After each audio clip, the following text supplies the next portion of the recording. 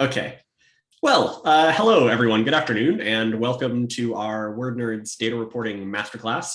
My name is Kelton. I'm one of the sales development reps here at Wordnerds, but today I'll be acting like a little bit more of a conduit between you, the audience, and our delightful co-founder, Steve, who I will be introducing formally in just a moment. But before we do that, there are a couple of things that we'll want to get through.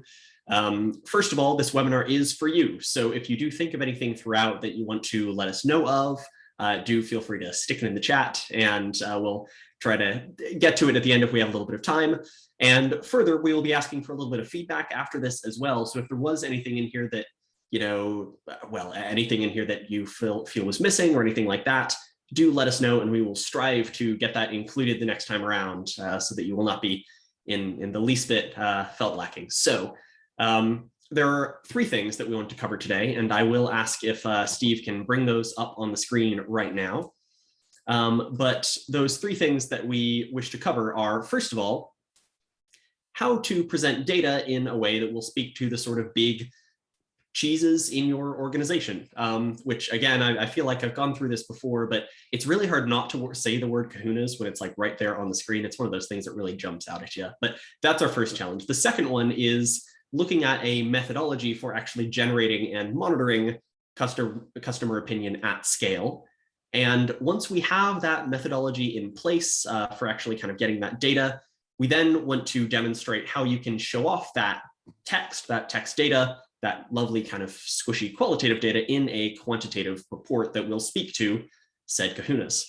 So to run through all of that, to explain how that is all going to work, I am going to pass over to our, as I said before, delightful co-founder, Steve Erdl. I have been corrected on the pronunciation of his name. It still sounds a little bit strange in my accent, Erdl, but I will pass over to him now and allow him to take you through all of this. You delivered it magically there, Kelton. That was absolutely perfect. Not quite as wonderful as it will speak to said kahunas, which is going on my Hall of Fame of things said in the Wordnerds webinars. Thank you so much, Kelton. Thank you, everyone. We're running you through 4 models today.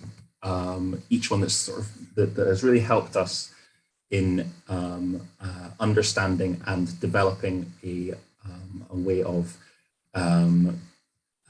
reporting on people's opinions of what we're trying to achieve on our strategic goals. We've broken it down into 4 parts. The first is about understanding why. So what is it you're wanting to achieve out of this reporting? We're then going to look at your sources, where you're going to get the data from. We're then going to look at how you go about displaying this data through the lens of your organization's strategic goals. And then finally, looking at how you take very qualitative data and turn it into quantitative data, turn it into something that you can measure, that you can track, that you can see how you're doing over time. That's what we're planning to talk about, but we are also really keen to hear what you'd like to talk about. So if you have any thoughts, any areas that are particularly interesting to you, then please do pop them in the chat. Kelton will be eyeing the chat as I'm blabbering on, and he will be there to pick up on anything else that you say. Please do get involved. We're absolutely here to help with whatever would work for you guys. We wanted to say at this point that we've designed this webinar in such a way that in order to get the most out of it, you don't need to have Wordnerds as have the platform and be using our SaaS platform in order to get value. We know that kind of this webinar brings in people, some of whom are customers and some of whom aren't. If you're not, you don't need to have Wordnerds in order to hopefully in order to get value from this. So the first thing we're going to talk about is why, and that I think is a key question and that often people skip when they're looking at how they report data. Reports are often just there because they're there. I think it's really important to look at why you're trying to do this. And there are generally sort of 3 main reasons why people are looking to better understand their kind of broader qualitative data. The first is about the analysis of problems, about finding where there's an issue and putting out fires with regard to it. So examples of that, we've had organizations work with us where they need to know immediately when, for example, a train company where a passenger is in a vulnerable situation, or if you provide stuff for kids and one of your products is making a kid ill, you need to know that straight away. So that's the first thing you can do with that data, is to isolate problems before they turn into really significant ones. The next thing is process.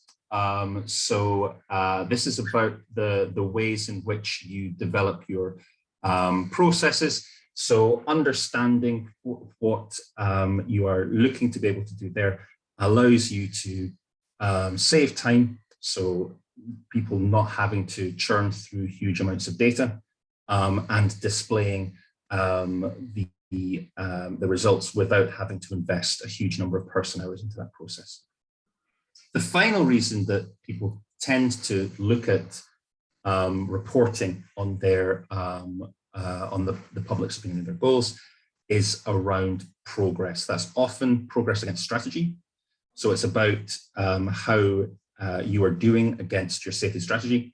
It can also be against your competitors, against the market, against what where you want to be in comparison to the other people in your space. And that's the one that we're going to be mainly focusing on today.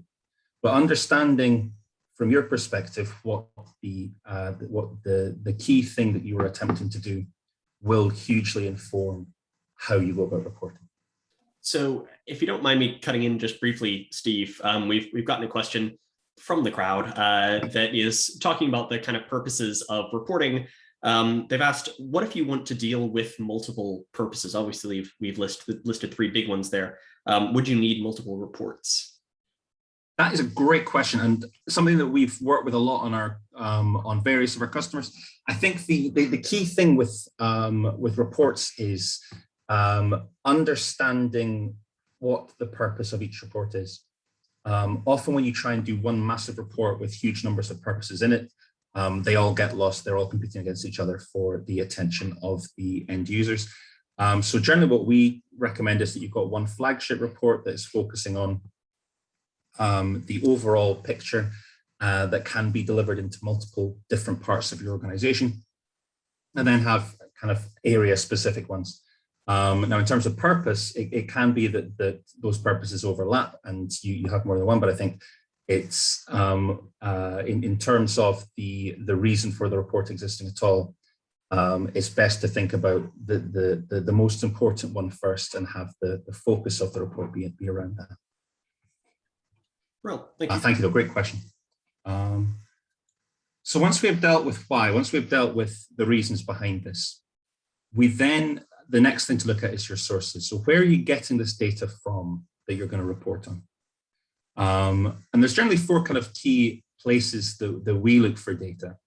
The first is our community. I don't know if we've talked about this before, Carlton. Have you watched the sitcom Community? Oh, fantastic show. Absolutely. Yes. Absolutely joyful. So that's, if you take nothing else away from today, go and check out Community.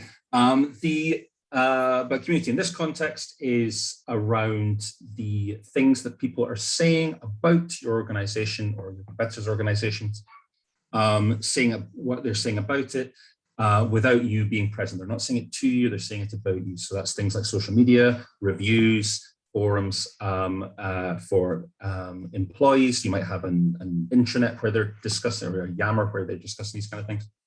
And that's a kind of a really key area. It's generally quite a noisy data set, but a really, really useful one because they are being completely unedited by talking to you.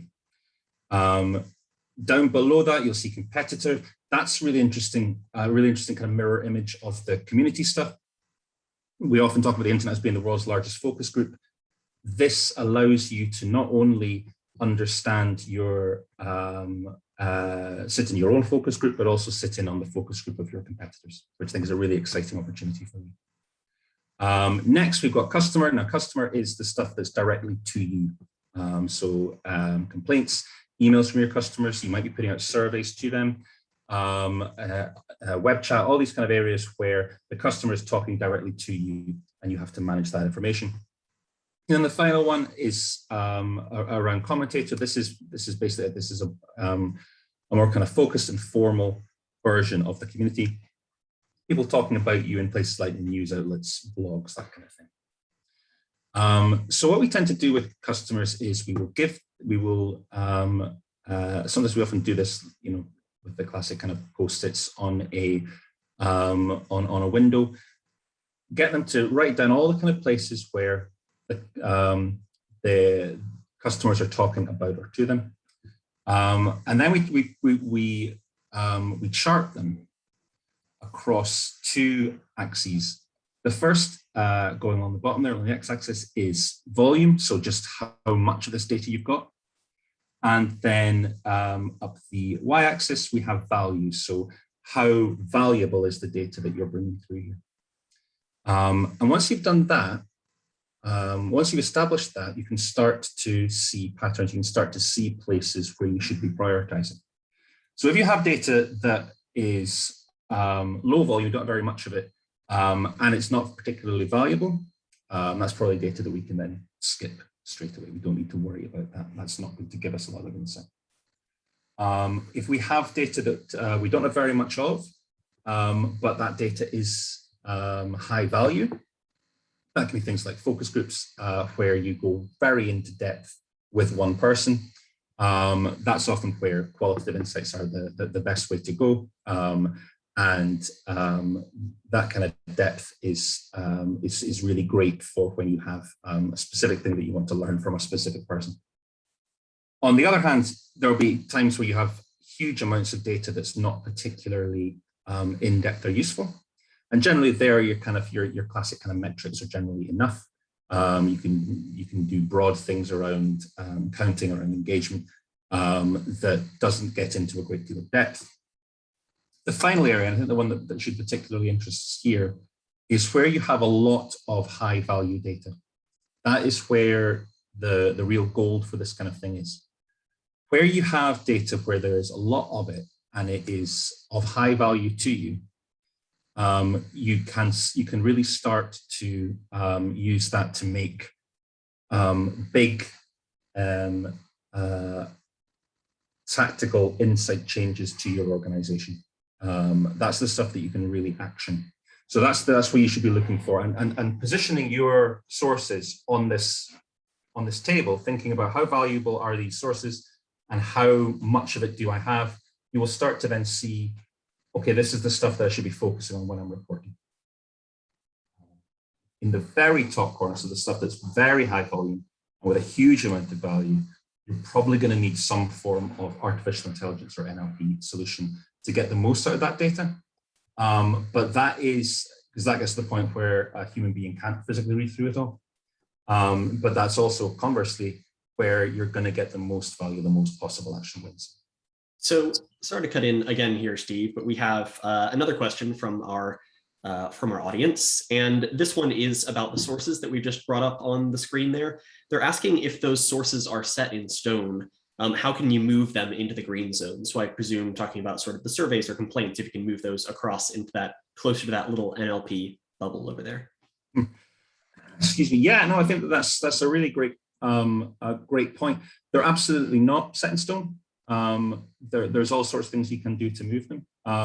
If you have, for example, a survey that is providing you a huge amount of value, but you don't have very much of it, how can you go about scaling that? How can you go about getting the same kind of insight out of a broader questionnaire or a more kind of generic web survey with the stuff you've got high volume and low value? I think it's about working out where that low value comes from. Is it low value intrinsically, or is it that you just haven't been able to extract the value from it yet?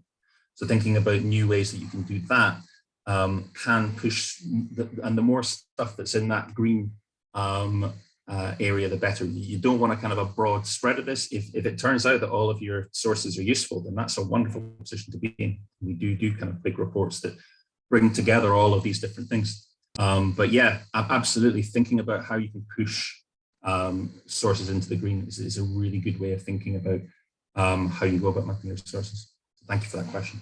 Right. Okay, so next, the next thing that I want to talk about is the kind of I guess the most kind of pivotal step from the perspective of somebody who's an insights professional who's looking at this kind of stuff. I think and it's often a step that we skip, which is around establishing what it is that your organization as a whole wants to achieve, so that you can then feed into that with your reporting. We often refer to this as the mass transformative purpose. Salim Ismail, who wrote a book that was focusing on what did organizations that really exploded in terms of growth, what did they have that others didn't. And I think the key thing that they've got is this kind of North Star, this guiding principle of this is what we are, this is what our purpose is. And the ability to understand, to know your organization's strategic purpose is hugely important when it comes to reporting back on it. Organizations will tell you what they find important. Other couple of places you might want to look there. Firstly, if you're in a regulated industry, I think we've got a couple of charities on the call today. People in sort of water, energy, rail, these kind of organizations will have regulators, and regulators will also have priorities. So ensuring that you understand what they are is very important. And then your competitors are also presenting their mass transformative purposes to you. It's a Google away. And so getting into what they are doing, and what they really care about and how you compare to them on their turf, on their terms, is a hugely educational piece of work there. Mass transformative purposes are a really interesting area, and I'd like to hand over to Kelton now, who is going to take us through a little game to display the importance of the MTP and also kind of how and the problems that can throw up. So I'll throw back over to Kelton. All right, brilliant. Thank you, Steve. Right, so for this next segment, I am going to ask for a little bit of audience participation. So, kind of flex your fingers and get those keyboards ready. I would like some guesses. What we are going to do is display a mass transformative purpose, the big kind of driving qualitative phrase that some companies use as their kind of guiding light. And I'm going to ask you all to guess it. I'll give you a few seconds only, and we're going to try to kind of quick fire through these. So let's bring the first one up on screen there and see if you can get it. Craft the brands and choice of drinks that people love to refresh them in body and spirit. Brands and choice of drinks that people love to refresh them in body and spirit. So getting a guess or two in there now. Chardonnay is, I don't know necessarily a brand, but certainly a valid guess. Got another one in there. Diageo seems, again, valid. I think that would be in the realm. Drinks that people love. We're certainly trending towards alcohol right now, I think has been the general one. Let's see what the answer is there, Steve, and see if people got it. It is Coca-Cola. So yeah, that does make good sense, I suppose. Brands and choice of drinks, refreshing people in body and spirit. There's a little bit of a spiritual aspect to that, which I appreciate. So let's see the next one there. All right, next one. To sustain a strong societal license to operate and make a positive contribution to society through our activities. So that one is much more societally focused, of course. So let's see if we can get any guesses in on there.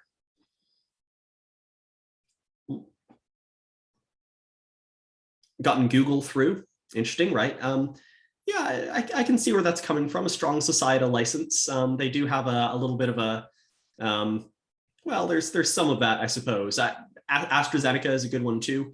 Obviously, they're putting in some work on that front right now. I think this is a really solid BuzzFeed. The answer will surprise you. What we've got here for the answer, Steve, if you could bring that up, is Shell. Not necessarily the first thing I would think for most people to spring to mind with strong societal license, but there you are. That's what they're striving for. So let's get that last one up on there and see if people can get it this time around. No one tries harder for customers. That's a very straightforward one, isn't it? I mean, it's very clear. Very clear what they're going for there, their customers in particular. So getting a guess through there. Wordnerds. That's very kind of you to say. I mean, I would like to say so. We don't necessarily have that as our guiding light. I think that's just sort of assumed. But let's see if we can get any other guesses through. All right, I'm going to call time. Steve, let's get that last one up. That is Tesco. I think that's one you do see around a fair bit. I think kind of wandering the halls of their stores. But let's bring to the next slide and just kind of going through those three phrases. We had highlighted in yellow some of the kind of words in those phrases that pose a little bit of a problem when it comes to reporting. You have these three things here. Drinks that people love is it's a pretty kind of vague statement. It's a little bit wishy-washy. It refers to everyone. It refers to people, human beings, which doesn't really narrow it down. Strong societal license equally is strong is not sort of a quantitative measure of anything. And societal license, you're asking for the approval of society as a whole, which is a pretty broad one to kind of be aiming for in any situation. And then again, no one tries harder. Not only are they talking about no one tries harder, they're talking about their customers, they're also talking about every other organization on the planet Tesco is pitching themselves against in that statement, which is pretty bold. You got to hand it to them. So the thing that all of these statements have in common, and the main problem behind them, is that they are all very qualitative, which is important. They have to be qualitative to actually sort of set a grand goal, but at the same time, that makes them very, very difficult to measure. And of course, the problem with that is that ultimately, when it comes down to it, boards do need numbers. When end of the quarter, you need to kind of present a report or something like that that allows you to see how close you've come to that vague, wishy-washy qualitative statement. I will just say now, I have heard that boards look a little bit more like that, but having only just started work since the pandemic started, the boards that I've seen look a little bit more like that. So I appreciate the clarification there, Steve. But yes, this is fundamentally a problem, the kind of the gulf between the qualitative and the quantitative. So there is a question there, which is quite crucial that we need to answer. How do you measure quant progress against qual corporate objectives? And I'm going to hand back over to Steve to very satisfactorily, I imagine, answer that question for you. Yeah, it would be embarrassing if I wouldn't have Kelton, the last question that we've asked, but I think it's a really important one, and one that's at the key kind of one of our, I guess, mass transformative purposes is trying to push that qualitative data so that it's more quantitative, so that you can track and measure it and stun the board with your excellence in these areas. So we like to break this down into four kind of areas. The four kind of key ways that you can take really unstructured data and turn it into something that you can measure and you can show. The first is sentiment, which something you will doubtless be familiar with, but how your customers really feel, what they like, what they dislike, what they want, what they need. The second area is around strategy. So that's the mass transformative purpose stuff that we've talked about. What is it that your board is interested in? What is it that they really care about? What are they going to want to see? Up next, we have stories. This is such an important part of any kind of communication with anybody, including reporting. Thinking about what is going to surprise them, what is changing, what you know now that you didn't know last month, allowing you to get that narrative flow in what you're reporting on. And then finally, what we refer to separators, sometimes segments. How you compare with the rest of your market. If you are looking at competitors, that's often what we do there is look at how you compare to how Tesco compares to Asda compares to Sainsbury's. But it might also be if you're not in a competitive area, it might be looking at different departments of your organization, or even people who are attempting to do similar things to you. What do they do that you don't, and vice versa? So those are the four kind of key areas of reporting that we look at: sentiment, strategy, stories, and separators. Well, how do they feel? How are you doing with what you're interested in? What do you know now that you didn't know last month? And how are you comparing with the rest of the market? Now, how that breaks down into what we like about this setup is that each of them answers a different question. So the sentiment is asking what, So what is going on? That broad level question. Then strategy is looking at how you are doing against your stated goals. Stories then, and very importantly, the why. So why is what's going on? Why has sentiment dropped? Why are things different now to how they were before? And then the separators, we like to think of as a where, a spatial thing of like, where are you sitting compared with the other people in your space? Now, how do those work for you? Which of those should you focus on? I think it depends entirely on who you want this report to go to and what their particular focus is.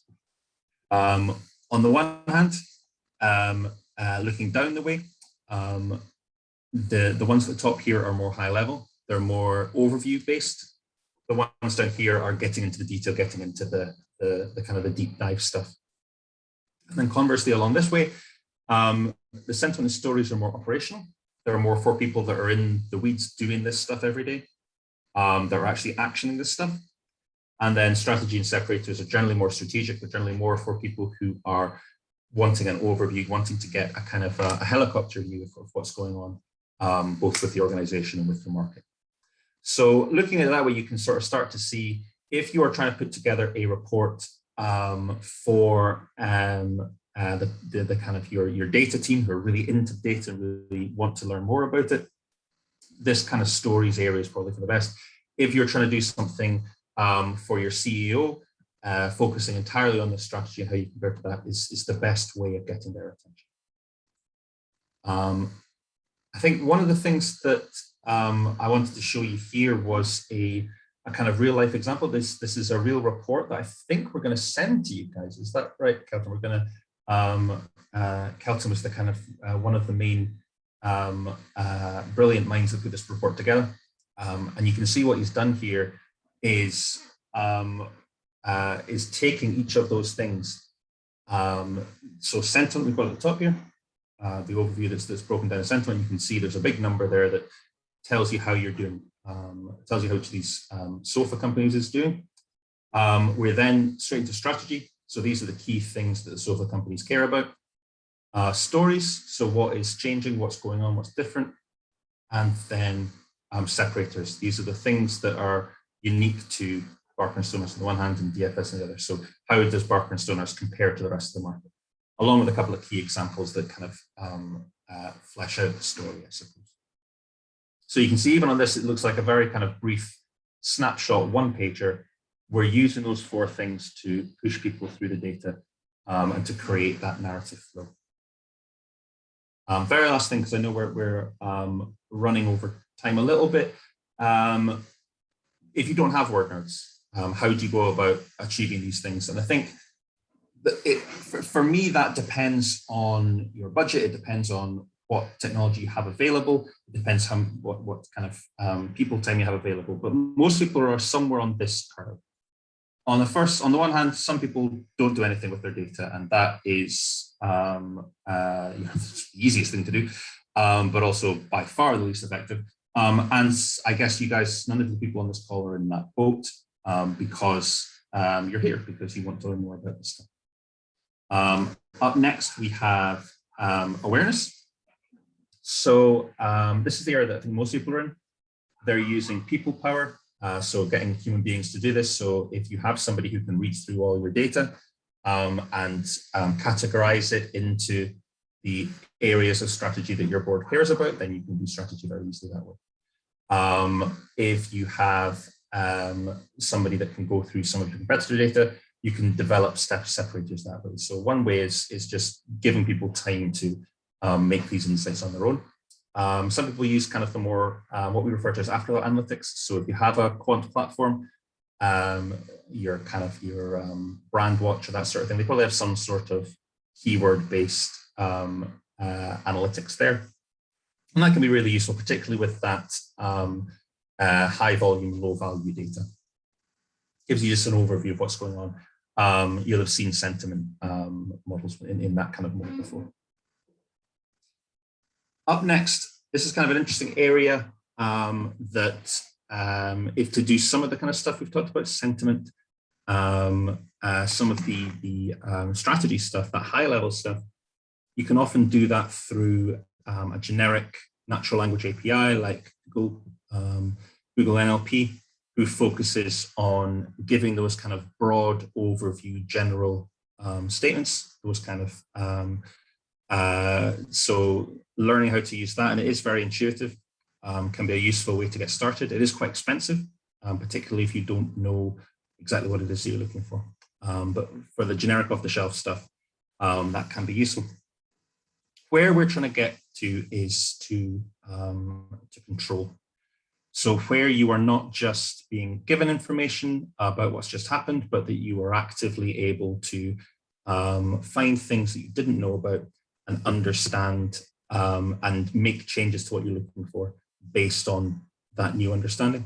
And the best way to approach that is through, and you can approach that through the kind of previous ways that we've looked at, but that's where one of the big kind of natural language organizations, and focusing on an organization that specifically looks at text analysis, is the best way of getting there. So I think in terms of what your time and your budget will allow, pushing as far as you can along this so that you're currently, to keep thinking about how can you get from aware to engage, how can you get from engage to control, is the best way of approaching this kind of challenge. Obviously, we think Wordnerds is one way of doing that, but by no means the only one. And I think you can definitely get a certain level of the way there in those orange and green sections.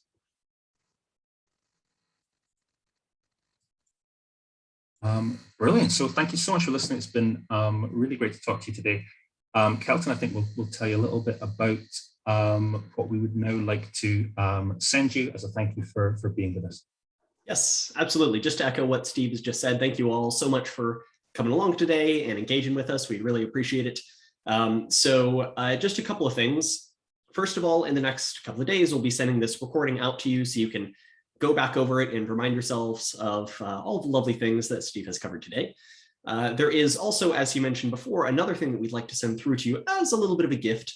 We're going to send through an actual report. We've completed a sector report on the UK supermarket that allows you to sort of visualize in the way that Steve described before, how exactly you can go about just putting together a quick one-page overview, sort of strategic overview of those 4 categories in sort of data reporting and insight that Steve had mentioned.